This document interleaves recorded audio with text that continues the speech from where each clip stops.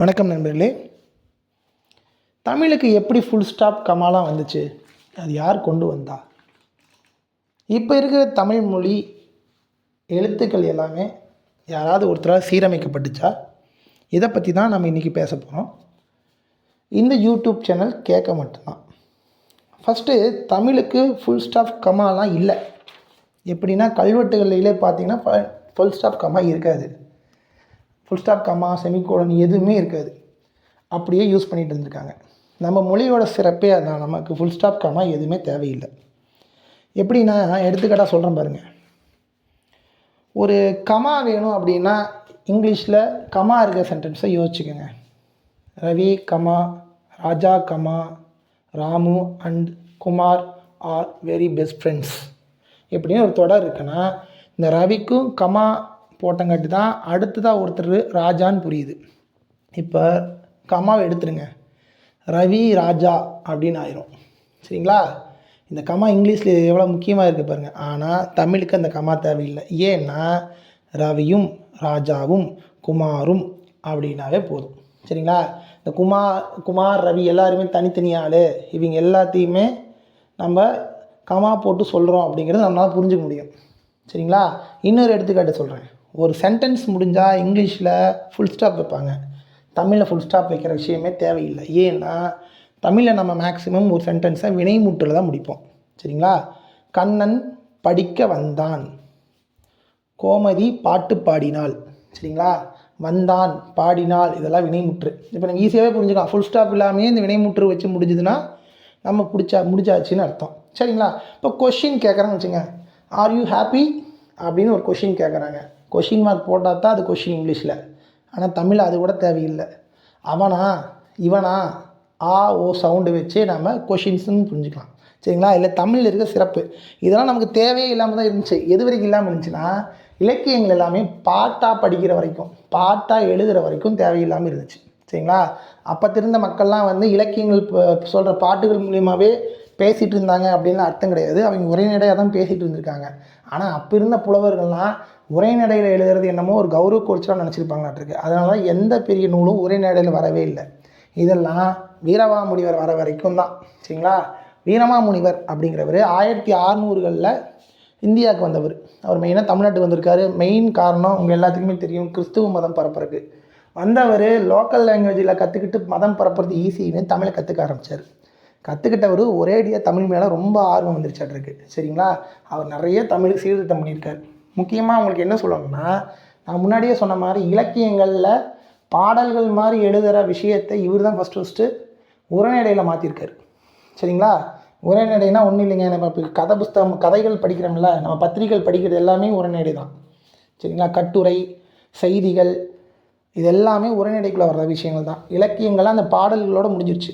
ஏன்னா முக்கியமாக வீரமாமுனிவர் தான் தன்னுடைய எழுத்துக்களில் மேக்ஸிமம் உரைநடையை கொண்டு வந்துட்டார்.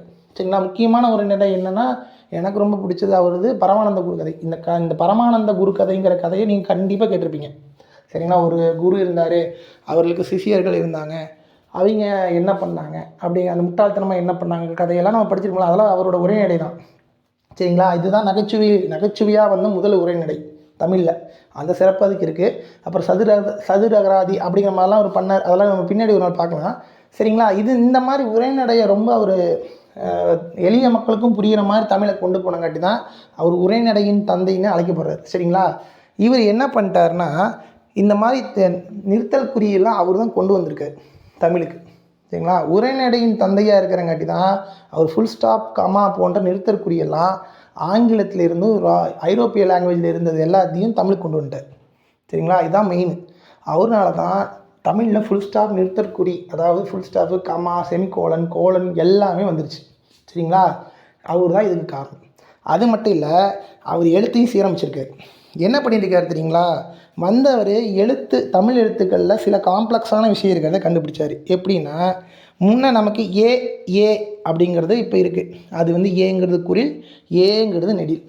அப்போ என்ன பண்ணிகிட்டு இருந்திருக்காங்கன்னா ஏ அப்படின்னு இப்போ நம்ம ஏன்னு குறில் எழுதுகிறோம்ல, அப்போ அது நெடில்.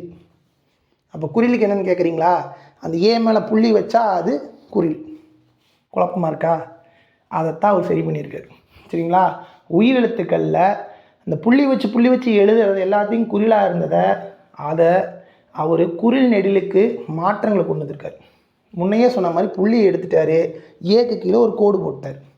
அதே மாதிரி ஓக்கு மேலேயும் ஒரு சின்ன புள்ளி இருந்திருக்கு, அதை எடுத்துட்டு சுழிச்சு விட்டார் கீழே.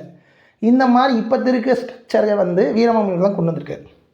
அது மட்டும் இல்லை, இந்த சே அப்புறம் கே இந்த மாதிரி இருக்குது பாருங்கள். இந்த ஒற்றை கொம்பு இரட்டை கொம்பெல்லாம் இருக்குல்ல, இப்போ கே அப்படின்னா இந்த முன்னாடி இருக்கிற இந்த ஒற்றை கொம்பு இரட்டை கொம்பு எல்லாத்தையுமே இவர் தான் க்ரியேட் பண்ணியிருக்காரு. சரிங்களா? அப்போ ஒற்றை கொம்பு இருந்திருக்கு, இரட்டை கொம்பெல்லாம் இவர் தான் க்ரியேட் பண்ணியிருக்காரு. சரிங்களா? அந்த புள்ளி வச்ச கான்செப்ட்லாம் இவர் தான் கொஞ்சம் கொஞ்சமாக வெளியே எடுத்திருக்காரு. சரிங்களா?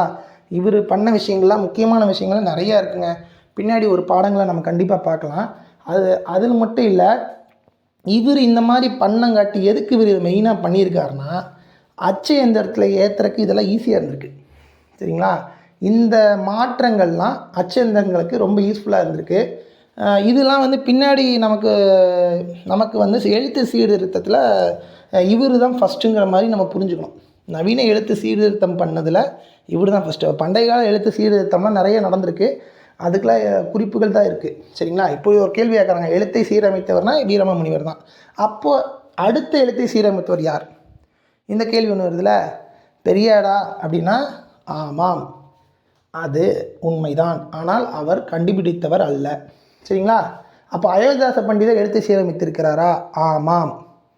இதை பற்றிலாம் அடுத்த காணொலியில் நம்ம கேட்கலாம். நன்றி, வணக்கம்.